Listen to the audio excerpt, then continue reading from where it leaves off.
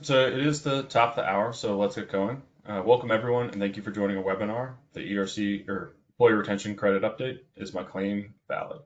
So some housekeeping items to run through before we get started.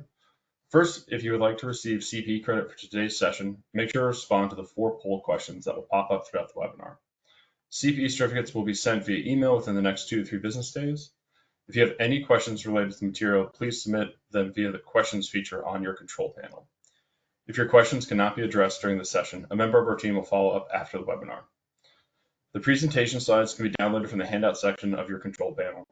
This webinar will be recorded and sent out for on-demand access in the coming days. And lastly, please take the short survey that will pop up at the conclusion of the webinar.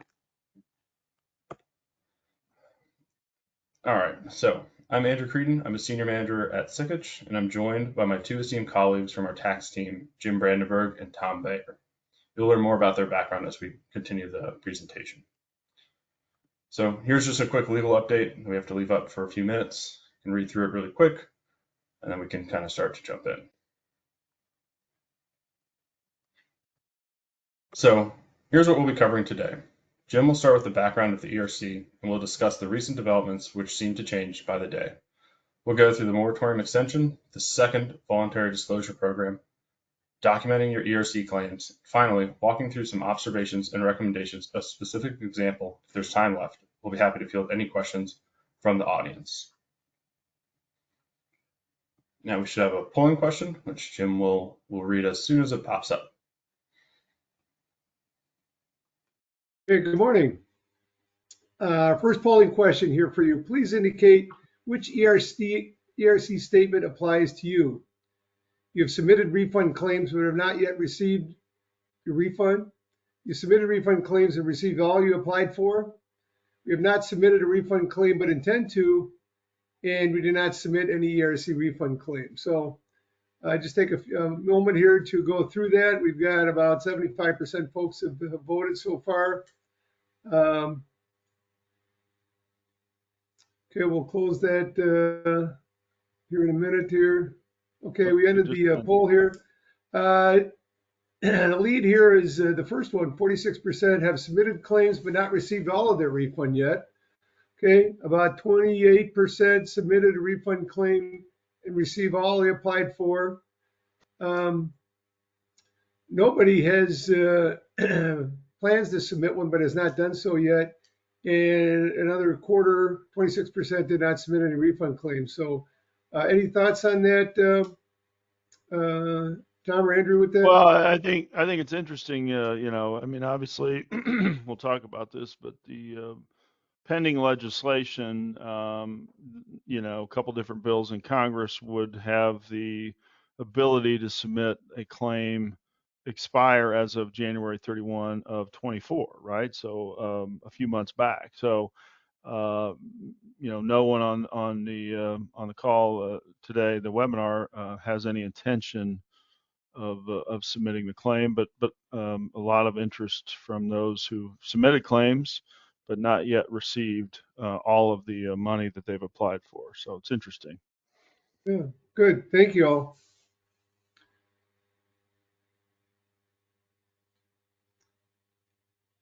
Okay, our first topic we're going to get started with is, as Andrew mentioned here, just a brief background here on the ERC.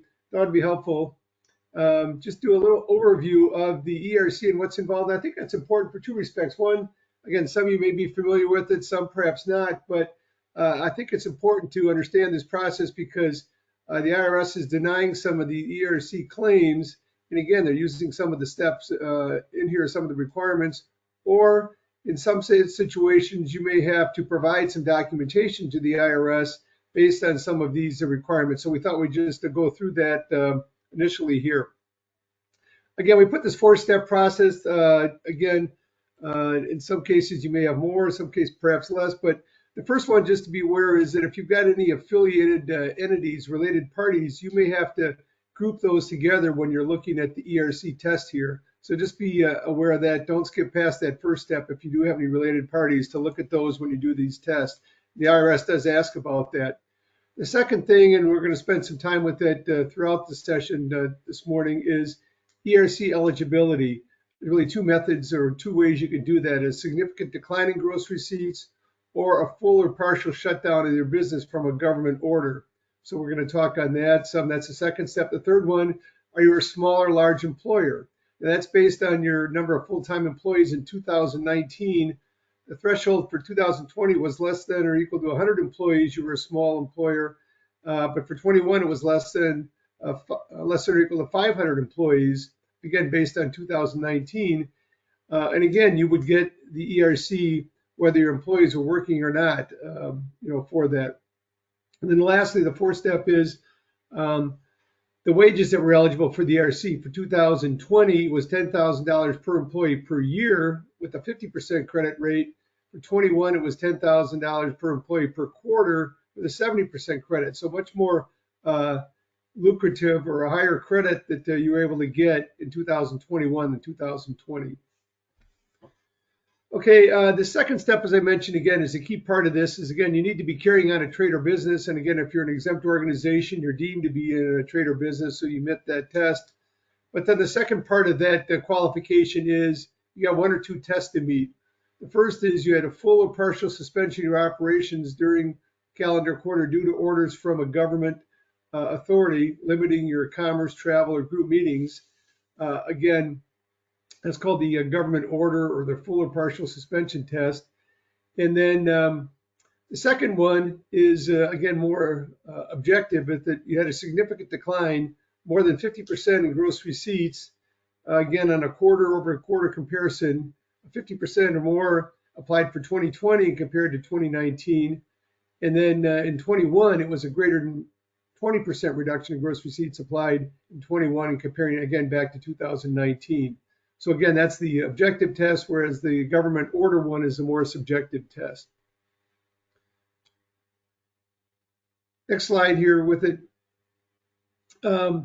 Initially, there wasn't any guidance, but again, when they passed the legislation early in 2021, they allowed companies to be able to get not only a PPP loan, but also the ERC. So that had a lot of activity, companies looking at ERC.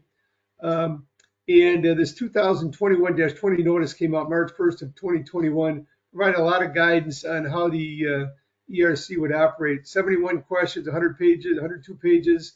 Again, if you haven't looked at that, again, it's helpful to be familiar with it. Provide some authority for taxpayers and practitioners to rely on, some authority that you had then. Some takeaways for it. One thing that it did talk about, and we'll get on this a little bit later in the program, is what the IRS indicated for this full or partial government order, that needed to be more than a nominal impact. And the IRS put a 10% threshold as showing what the nominal impact was from the government order. They also talked of meeting of comparable quarters that we had.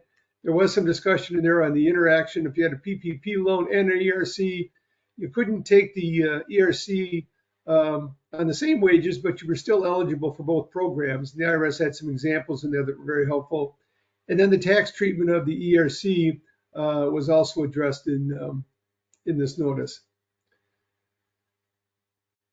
Next slide. They also have provided some additional guidance shortly after that. 2021-23 dealt with some of the changes that applied in 21, and also 2021-49 deals with the American Rescue Plan changes to the ERC. Again, that came out in August.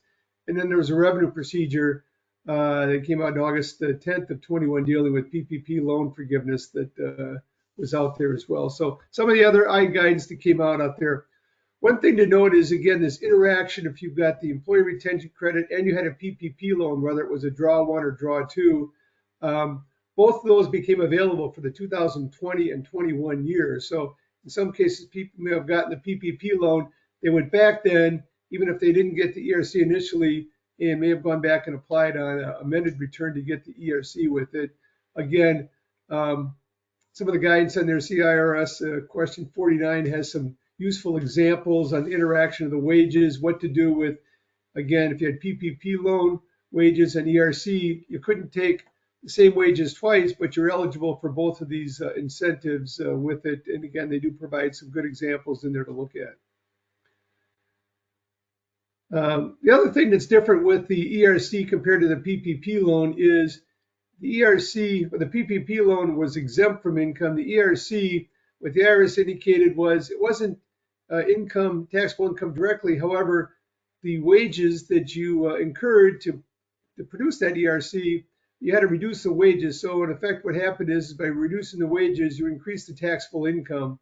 And what you needed to do for it is adjust it for the period those wages were incurred, either in 2020 or 21, not when you received your refund. So you need to go back and amend those tax returns. And if it's a pass-through entity, you need to go back and the individual owners would need to amend their individual returns again for 2020 or 21.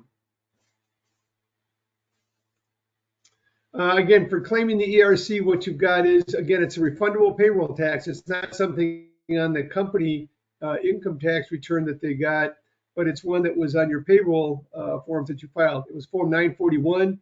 Again, if you applied for it initially as you were incurring those wages, you would do it on your 941 and get the ERC there and get the savings right away. In some cases, though, you had to go back and amend your return if you filed it after, and you'd file a 941X, and that could be applied for in 2020 or 21. And there was not much detail that you needed to provide on those 941X. It was, and that's one of the things that the IRS has struggled with a little bit, is trying to find out, do companies qualify? Because there was not a lot of specific information, that you needed to apply on those, include on those 941Xs. And what happened is as you got the ERC and calculated it, it could reduce your payroll obligations, and if it exceeded that, that excess was refunded. And the whole idea with this ERC was, by using it on the payroll ones, is to get the money out to the employers sooner rather than waiting for the year to be over and file their company return, to get that money out on a timely basis for some of the companies that were struggling, especially during the early part of the pandemic. Some of the questions here we highlighted to go through on how to get that, questions 50 to 58. And then some of the substantiation, we'll talk on that more later on. Questions 70 and 71, to maintain some of the records that you need to do to document that you qualify for the ERC. So again, that's just an overview with it. Again, I think it's important to be aware of some of these items because, again, this is what the IRS is looking at, and that you make sure that you're familiar with some of those rules to make sure that you satisfy that, or that you can provide the documentation related to the test for it. So now we've got our second polling question here. So this question is, have you been contacted by the IRS about your ERC claim or claims with it? So if you could please vote here. We've got the responses. We received a notice requesting more information about our claim, received a notice of an audit, received a letter indicating that our ERC claim was denied. We have not yet been contacted by the IRS about our ERC claim, or not applicable. So we've got a little over 80% who have voted here so far. 84, we're getting there. We'll close that here in a moment. Thank you again for submitting your responses on this. Okay, we've ended the polling question here. Interesting with it, again, very few with the first three responses. Our largest one, 66%, no, we have not been contacted by the IRS about our claims. So that's interesting. Again, this is those that have submitted it. We only had a few that had a letter from the IRS or received an audit notice, and some have asked, requested more information about it. So, and then 27% was did not apply for them. So, okay, thank you for your responses on that. Now we'll turn to Tom. We'll talk about some recent developments. And again, a number of these items, again, have just come out here in the last week or two here, even since we sent the invite out for this webinar here. So we want to provide some updates with it. Tom? Thank you, Jim. Thank you for the overview. We've done that overview a few times. But as Jim said, it's important to know the rules, right? And becoming more important, especially for those of us on the call today, on the webinar, that haven't received their refund. And so what we want to do is just go through some recent developments, IRS announcements, some other things that we think are relevant in current day around ERC. As much as we would like to put the pandemic in the rearview mirror, and the overall impacts of COVID. Not just some of these programs, but just in general. There were some positives. Obviously, a lot of these stimulus programs, there are some negatives from that experience. Unprecedented, but we're going to be talking about this for a bit, I think, as you'll see here. So take us back to June 20th. The IRS came out after sort of a lot of professionals like Jim and I and Andrew were anticipating, what's next, right? They went into this moratorium, which Jim will talk about in a little bit, in 23. And so on June 20th, they come out and say, we're going to start sending out some letters. And they specifically put them into 3 buckets, which you see there in this slide.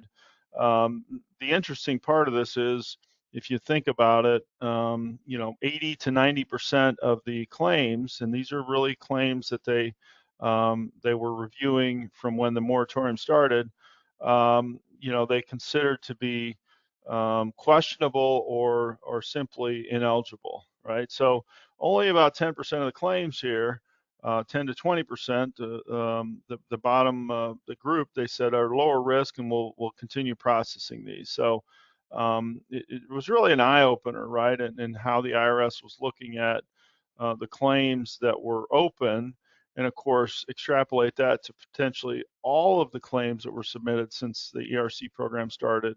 They looked at a high majority of those claims as probably being either partially or fully ineligible or questionable, I guess, maybe. So that was the first thing that we want to note here. I guess the other thing too is at the bottom, they did announce a new moratorium on the claims that were submitted from the beginning of that first moratorium. Then on July 26th, they put out IR 2024-198, an announcement. They reiterated some things we've heard before, and we'll say them a couple times here.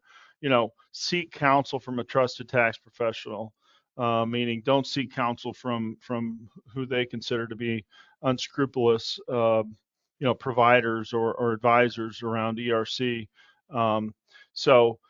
They also announced, and again, it's good information, that they had digitized and analyzed about 1 million ERC claims during the moratorium, representing more than $86 billion in claim submissions, right? So a lot of dollars here in these claims that they looked at more closely.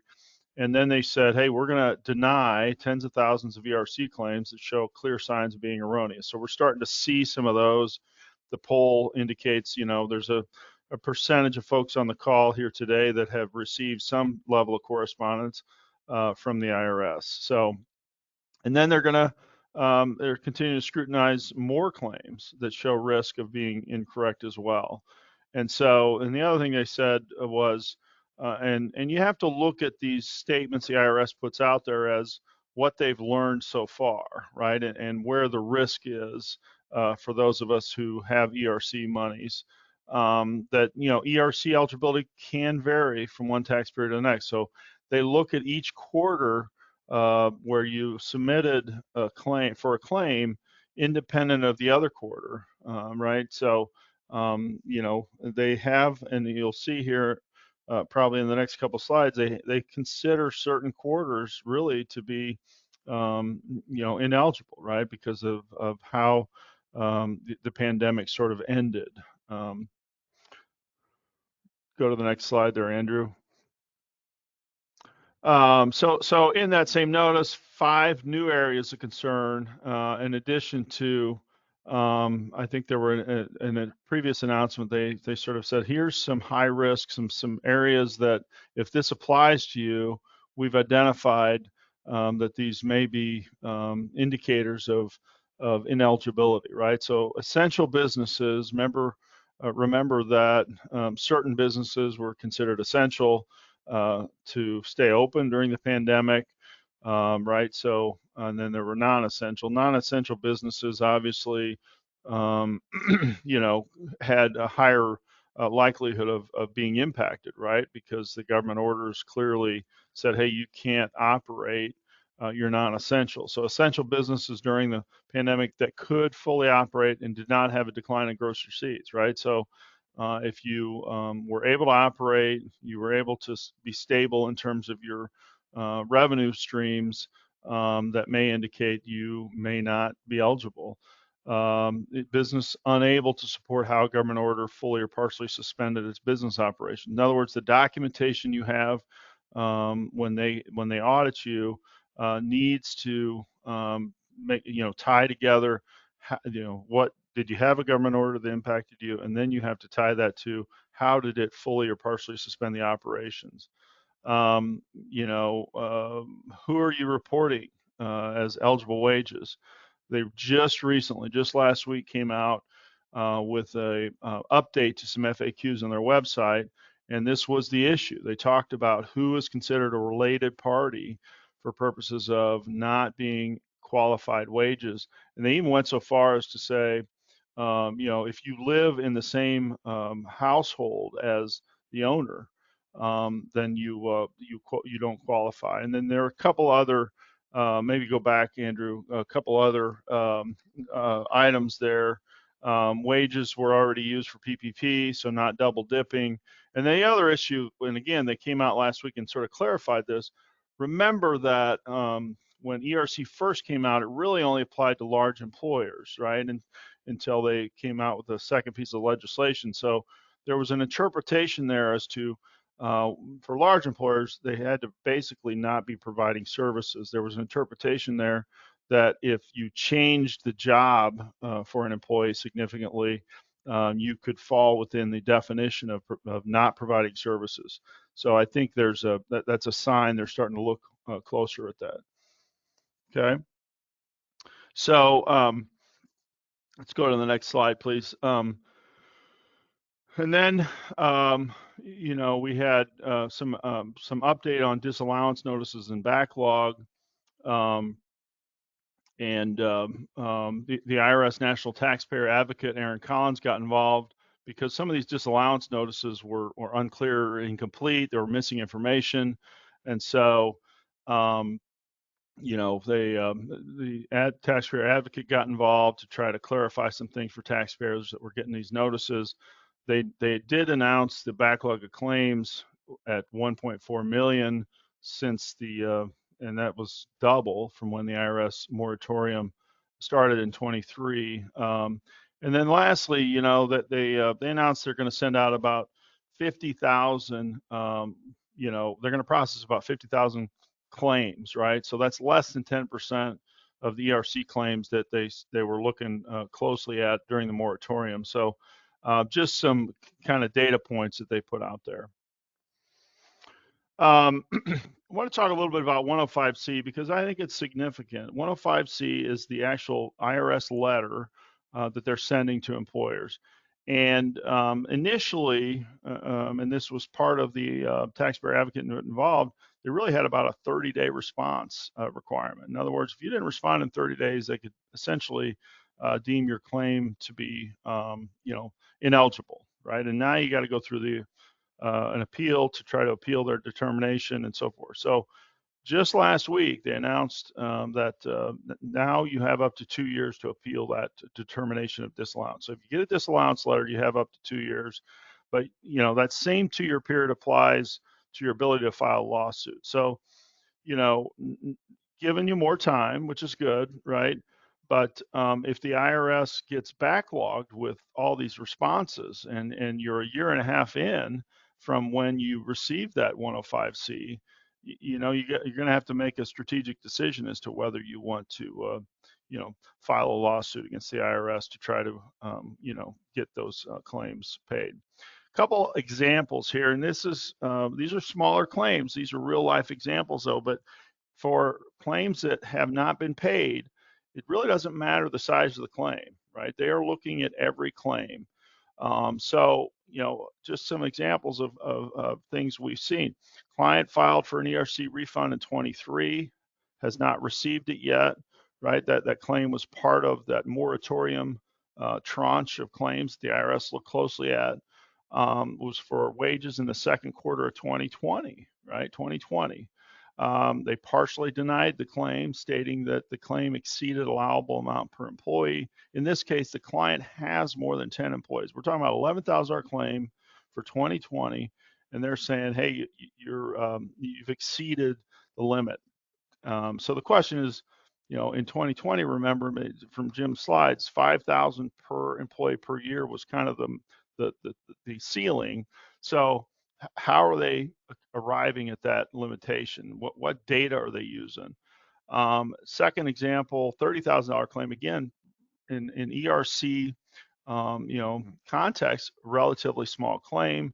Q3 of 2021, fully disallowed the claim because they determined, hey, there's really Q3 of 2021, no government order was in effect, and they determined through their data sources they didn't meet the significant decline in gross receipts test, right? So these are the types of things you're going to have to respond to. And again, it doesn't necessarily matter the size of the claim. So 105C, what are they telling? So they give you fairly specific guidance. What do you need if you get a 105C? Here's what you need. If you're fully or partially suspended, you got to have copy or copies of government orders that you believe caused the suspension, with the specific provisions highlighted, must be from COVID-19. They get into this, what is a government order? It's not just a public statement by a government official. It's so they get into some detail, a written explanation of how it affected your operations, right? So a narrative, if you will. These are things you've got to have in your files, okay?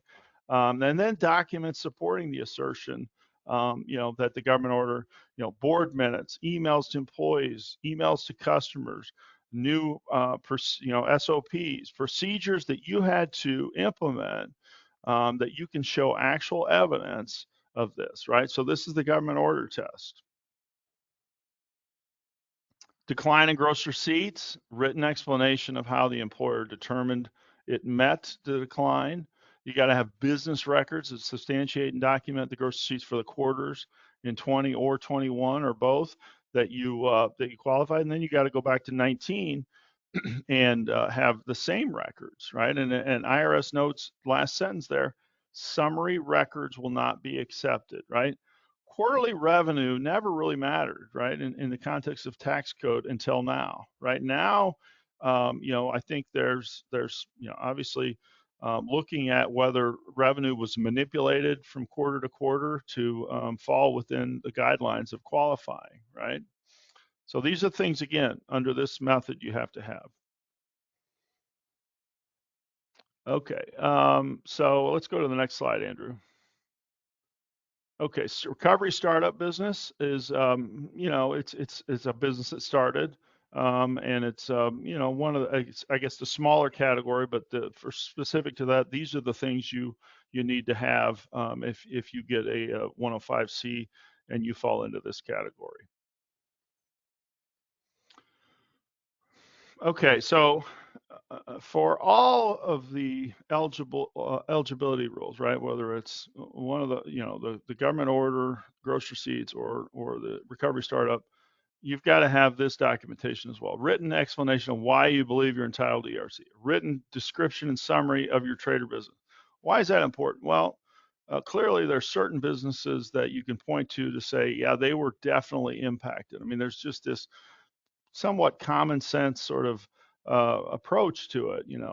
A lot of healthcare facilities, a lot of restaurants, a lot of hospitality.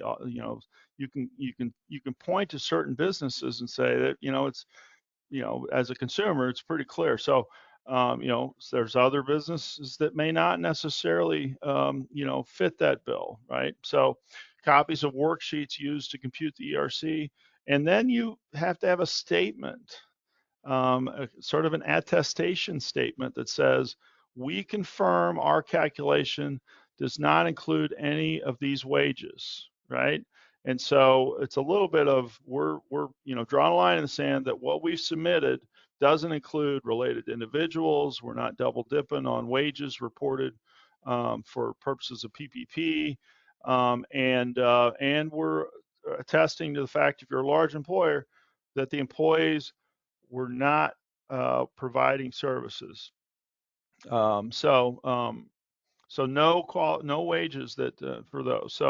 And then the last point here is, if you do, when you're auditing yourself, right, and you find an error, just revise your calculation and provide a new worksheet. So ERTC Repeal Act of 2024 was just introduced. So remember, the American Family and Worker Tax Relief Act of 24 came out early January. So what happened with this act that just came out by Senator Romney last week, proposed in the Senate, is he just basically carved out the ERC provisions into this act. So again, just you gotta understand what's going on here. This could pass at some point. We don't know.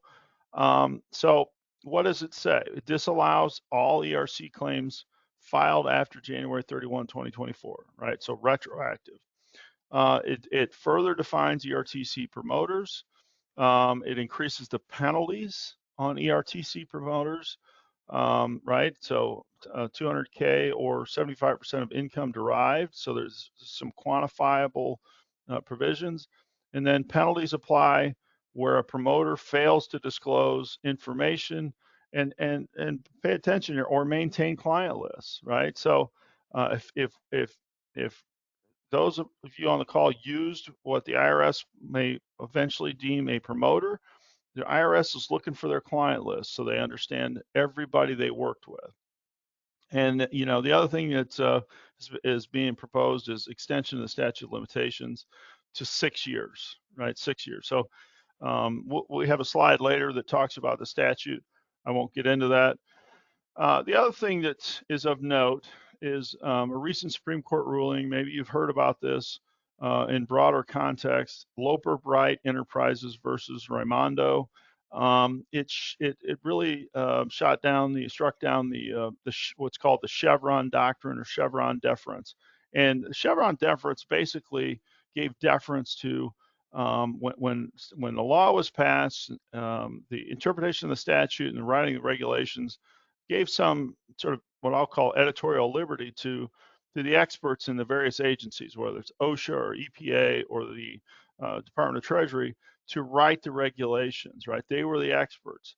Loper Bright sort of peeled that back a little bit and said, we think that those agencies have too much power in the regulation writing process. So what's that mean for ERC? Well, ERC didn't follow the normal regulation writing process in the interest of public interest, to get the rules out, to get the monies to the employers who needed them. So their guidance is really what's called sub-regulatory guidance, right? It was written by the Treasury and put out there, never received public comment, no hearings or anything. So it's actually of lesser authority, right? It's a lesser authority. So Loper Bright probably opens up the ability to really question some of the things the IRS put out there. So that, stay tuned, right? Maybe some of these rules that they wrote are really ultimately going to be decided in court on various ERC cases. And then we see some various lawsuits, a lot of lawsuits out there where, there's employers suing the government to get their monies. STEMTAN was a group out of Arizona that said, hey, you don't have the authority to, put a moratorium. That was denied. Southern California Emergency Medicine was pre-Loper Bright, but they basically challenged the guidance. Subsequent to Loper Bright, that outcome may have been different. So there's a lot of legal action going on, and we expect a lot more as we go forward. So I'll turn it back over to Jim, who's going to talk specifically about the moratorium. Jim? Good. Thank you, Tom. A lot of information. Again, as Tom mentioned before, a lot of this came out, again, just within the past week or two. Again, we had just last week, some of that guidance on the letter 105C and that legislation. We're going to talk about, we briefly touched on, but I just wanted to kind of go through this moratorium. Again, this came out just about, just more than a year ago here, September 14th of 23.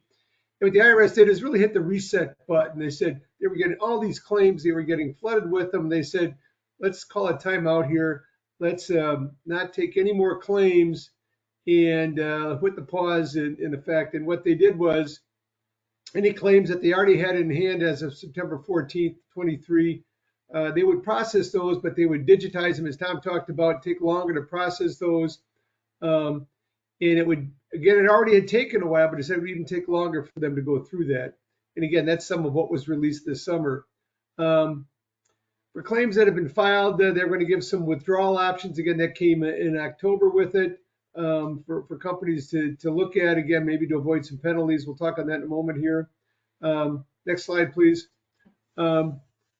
They also mentioned that they would be looking at is a possibility maybe to repay your ERC, and we'll talk about that with voluntary disclosure, which came out in December, and then another round came out recently.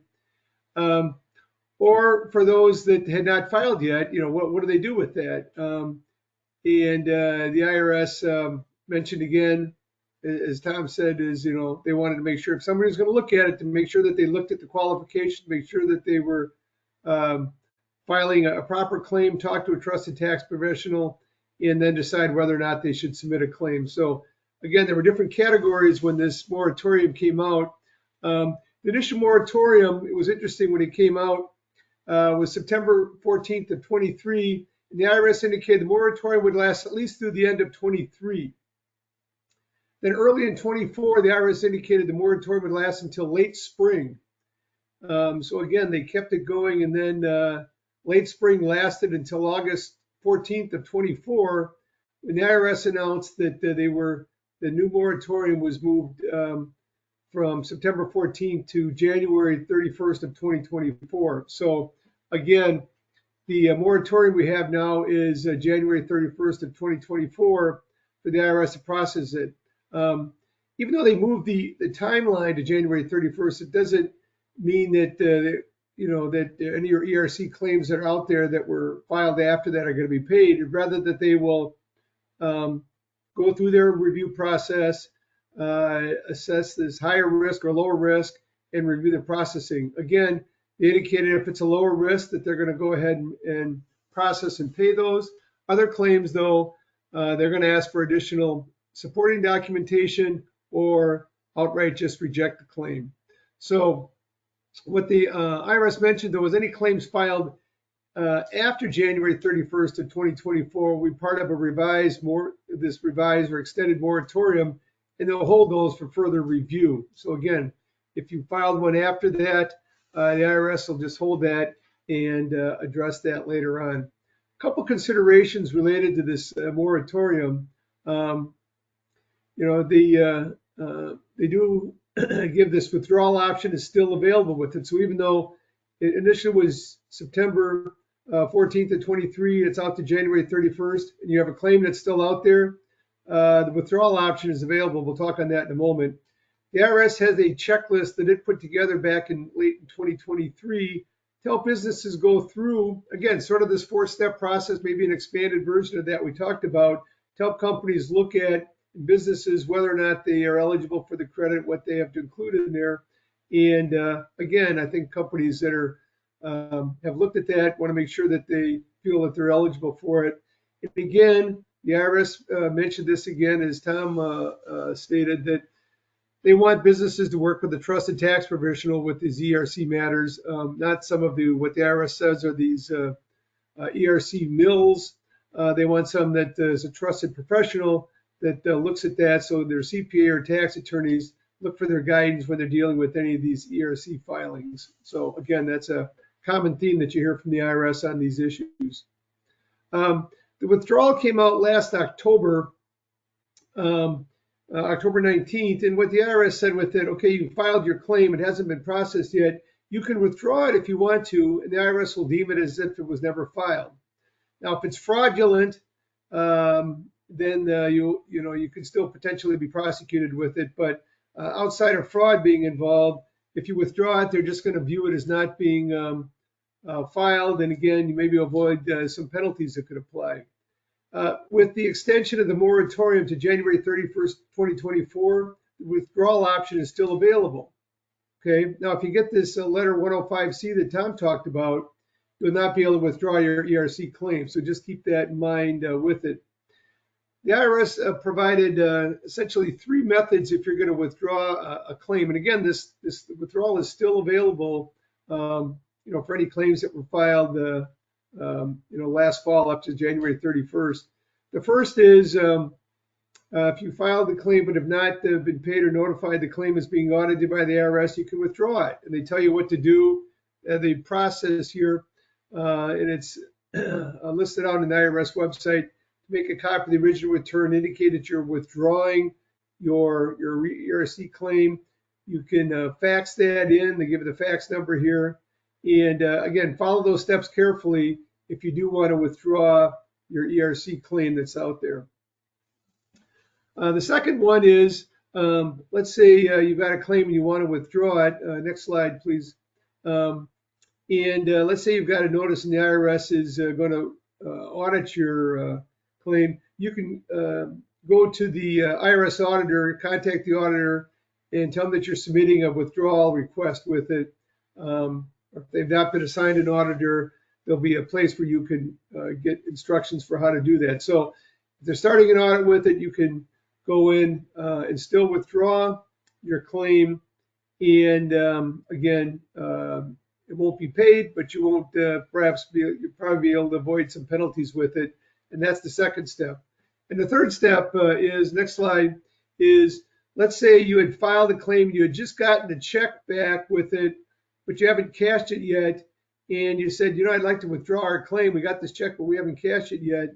You can go through, you can void the check, and the IRS provides the guidance as what you do. That here's how you're withdrawing it and where you're supposed to send the check. Here they've got a PO box in Cincinnati where you would send that. So again, if you went through, you got your claim and you decided you wanted to withdraw it, you can still go ahead and do that. Should a company look at doing that? Here's some steps. And again, we'll talk on this a little bit more too with it.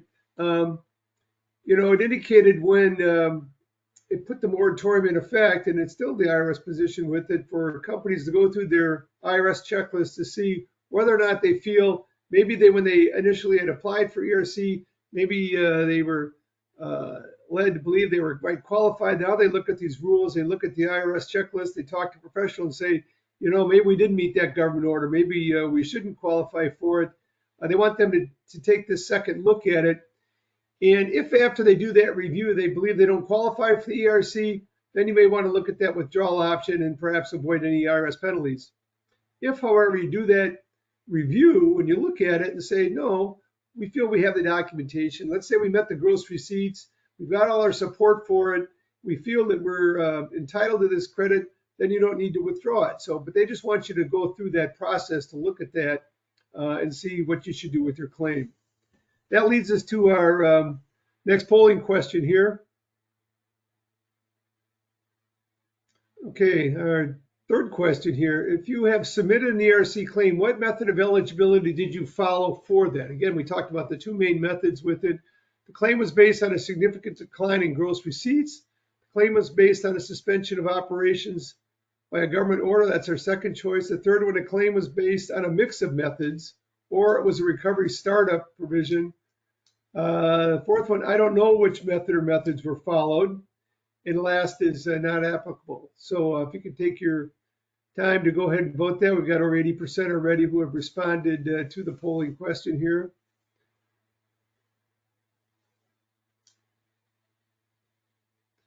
Okay, just a few more moments and then we'll close that question off here.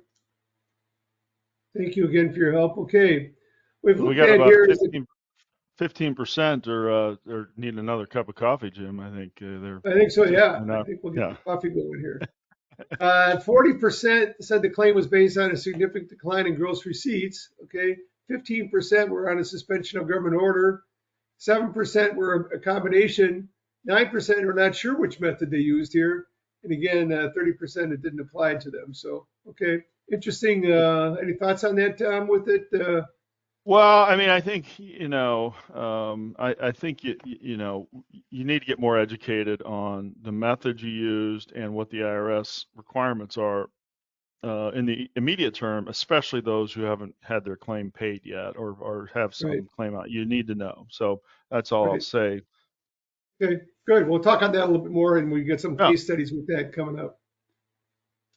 Okay, next we're going to go through again that that moratorium dealt with claims that had not been processed or paid yet. Now we're going to look at what the IRS came out with. They announced it last fall that they were going to do it, and finally in December they came up with it. It's a voluntary disclosure program, and that came out in December. Next slide, please. And that was, we call it voluntary disclosure 1.0 because it came out December 21st right before the end of the year, and it went through March 22nd of 24 and provided an opportunity. Let's say a company had sent their claim and had been paid that amount, and then um, had gotten that claim, and if they later believe they're no longer eligible, so let's say they got it maybe a year or two ago and said, gosh, I don't think that we're entitled to this. We went through and looked at it. Maybe we don't have this government order.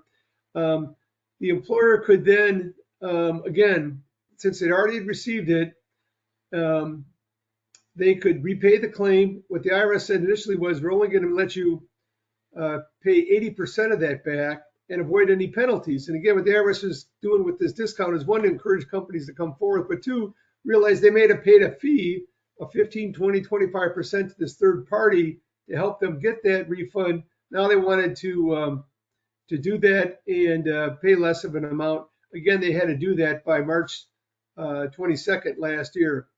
Again, anytime you get a program like that, there's some risk involved with it, a voluntary disclosure, because you're coming forth and saying, I don't think I qualified for it. So you need to take that with care.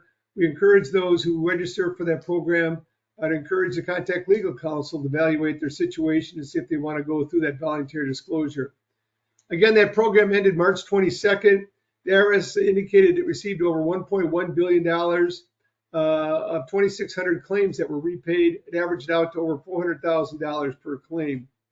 The IRS indicated when asked after that first round of voluntary disclosure, would they do another one? They didn't commit for sure on that, but they said if they did, it wouldn't be as favorable as the program that ended on March 22nd. Next slide here. So then we waited several months here. Then on August 15th here, again, just about a month ago here, the IRS indicated a second voluntary disclosure program, we'll call it 2.0. And what that indicated is that, yes, now you can repay. Now it's going to be 85% of your claim, not 80%. So it's, 15% discount, not 20%, but still allows you some ability to repay less in amount, perhaps avoid the penalties with it. Again, that 15% discount was even more generous than some tax folks had looked at with it. Here's what you need to do when you go through this voluntary disclosure. They have a form. This 15434 is a form to look at if you're going to go through it. Cooperate with the IRS. They may ask for some information on it. You need to provide that. Voluntarily pay back the full amount. Again, less than 15%. And there's a closing agreement you need to sign with the IRS. And again, review those specific items. Again, talk with the legal counsel with it if you want to go through this program. And again, watch the date here. Again, it's November 22nd, 2024, if you want to go through that. And now is the time to take a look at that. Again, with that date, a couple months out here. Ensure that you meet those requirements. Work with a consultant, work with legal counsel, look at it. They're not sure that this could probably be the last voluntary disclosure program that will be available with it. Don't plan that there'll be a third round of it later on. We do put the link out here too on the IRS website, again, that came out with it. If you want to look at some of the FAQs that the IRS indicated with this second round of voluntary disclosure program that's out there. Okay, moving on to our next review is, again, we've talked about some of these claims is, what's some of this documentation, again, that you need to have, again, whether it's for providing it that they would be requested with this letter 105C, or if the IRS comes in and audits it with it. Tom, why don't you go through some of these steps here? Again, some we've talked on already. Thanks, Jim. So we're coming up here. We've got a couple sections left, and we've got some effectively kind of situations to talk about. So I'm going to go through these slides on documentation fairly quickly. Um, Here's the point. The 105C instructions, which you can find out on the website if you would go out and do a search for understanding letter 105C, disallowance of the employee retention credit, you will find the specific language that we have in these slides, right? It's a roadmap for us. It really is a roadmap for us. It's kind of the answers to the test. If the test, and the test in this case being the IRS asks more questions, requests more documentation. So, the ERC calculation is complicated because of, Jim mentioned the aggregation rules, related party wages, what is or is not a related party, whether wages were reported for other credits or for PPP. And then if you get into this full or partial suspension of operations, you have IRS guidance, which now, because of Loper Bright, you could say, well, maybe they maybe they overinterpreted the statute. So that's complicated. But the important thing here is you got to have your document file in order, right? Have your document file in order. So I mentioned these earlier. I'm not going to go through them all again. This is really just what 105C says. Hey, this is what you're going to have to provide. Provide it. This is the full or partial suspension slide. If we go to the next slide, these are the documents that we need for the significant decline in gross receipts. Okay, so you can pull the slides down, as mentioned earlier by Andrew. You can pull those slides down from this from this platform and look at them later for reference material. So I want to go into what is your situation, right? And so we put some slides together here, and Jim and I are going to kind of talk through each of these situations very Yeah, quickly. So let's go through these. go ahead. Go ahead, Yeah, Jim. yeah, it's good here. What we got is, as Tom said, some situations here, and I'll just kind of state the one, and Tom will just give some comments with it here. We'll kind of discuss these. First one is, and again, we've had some questions come in too, is people have submitted a claim some more than a year and a half ago, and they haven't heard anything from the IRS. They're wondering, how do they get a hold of the IRS? They're not sure if their claim will get processed. What are your response to that? All or part of your claim is waiting to be processed. What do you think on that, Tom, as to businesses that are Well, I mean, really I think qualified and haven't heard anything for it? Yeah, I think you're at high risk, right, of getting more questions or potentially a denial letter, right? I mean, based on the statistics we talked about earlier, 80 to 90% chance that there's going to be some question about the claim if it's not been fully paid yet. So they're closely reviewing these claims, right? So, I think as a business owner, as a nonprofit, you got to look at the ERC dollars you have as right. These were much needed in a lot of cases, assets, cash that was needed to keep the operation going. Now we're in, how do we protect and ensure that that asset that we collected doesn't get clawed back, right? This is not an easy answer because the rules and depending on the method of eligibility are complicated. They're very subjective. So I think what I would tell you is taxpayers that receive ERC dollars, especially those in this case that haven't received them yet, you need to be in the mode of protection mode, right? Of being proactive and making sure you have documentation. Okay, let's go to our next situation two. Yeah, situation here. All or part of ERC is for Q3 of 2021. Okay, how's the IRS going to view that one, Tom? Well, I mean, they basically come out in various announcements and said, I mean, you can interpret it, and I'm interpreting this, so that they don't believe that COVID continued through the third quarter of 2021. They believe, as a general rule, government orders were lifted, and we were sort of back to normal, right? And so, So I think that's a little bit of an aggressive interpretation by the IRS. Clearly the significant decline in gross receipts method gives you a pathway to qualify in the third quarter if you had lower gross receipts. So I think there's probably some opportunity there to challenge that, but just be aware, again, if your claim has not been paid, it's for Q3. Again, I would be prepared for more questions from the IRS. And the other thing to point out here is the statute of limitations for Q3 of 21 has Correct. already been extended another 2 years. Correct. That's good. Thanks, Tom. Situation 3. The ERC claim was submitted due to a full or partial suspension of operation due to a government order. Okay, what's some of the documentation that they're going to need with that?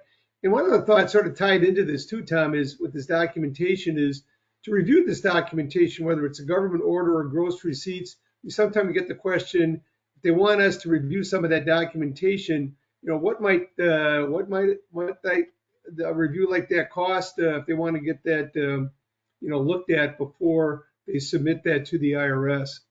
Well, so the answer is, it's an attorney answer. It depends, but there's Right. really two major pieces to this. There's the cost, the qualified wages and healthcare expenses. What potentially could be included based on PPP and other programs in the quarters you're going to claim, and then secondly, which eligibility method. So if we were to review the documentation for a client, it's going to depend on the complexities you have. If you're part of a bigger group of related businesses, we got to think about the aggregation rules. We got to think about the related party rules. If it's government suspension, that's your method, more complexity there. I would say at a minimum, you're talking about $5,000 to $10,000 to do an initial assessment, because we're going to want to look at each of those things. Okay, good. Next situation, your ERC claim prepared by a firm that you are not familiar with and possibly has closed their business already. When you get a situation like that, what are you looking at? Well, I think if you don't have the documentation, if they didn't provide you with the documentation that we've talked about earlier in 105C, you need to put that in place. Okay. Yeah, I think that's good analysis. Yeah. Yeah, here's just a chart. We won't go through that, but just kind of goes through the statute of limitations here for refund or for assessment. And again, the assessment, as Tom mentioned, for Q3 of 21 is April 15th to 27. But again, just note that the IRS has an additional ability to make assessments for erroneous refunds. It's 2 years from when your refund was paid to you or you cashed the check. So just be aware of that. This might be a helpful little chart for you to look at. And then our last example here, we want to get to our last polling question too here, Tom. Situation 5. Tom, the claim was submitted after January 31st. Yeah, so, we don't know, right? Today the law says you can still submit claims, but there's been a lot of chatter about, and of course, a couple different pieces of legislation that make it, ERC expire as of January of 24. So, just be aware of that and navigate it. We're following the legislation closely, but we just don't know. But Right. if you qualify, you should consider submission. So I think we've got one last poll question here, Jim. Yep. Okay. Last polling question here. Okay. Based on your understanding of the IRS requirements, how prepared are you for an IRS notice or audit on your ERC claim? Okay. First, you're unprepared. Again, based on the documentation you're going to need here. 2 is slightly prepared. 3, somewhat prepared. 4 is mostly prepared, and fully prepared. So again, some of the requirements that we talked about, and Tom covered most of these. We've got about 80% voted here. Okay, we'll close that polling question off here.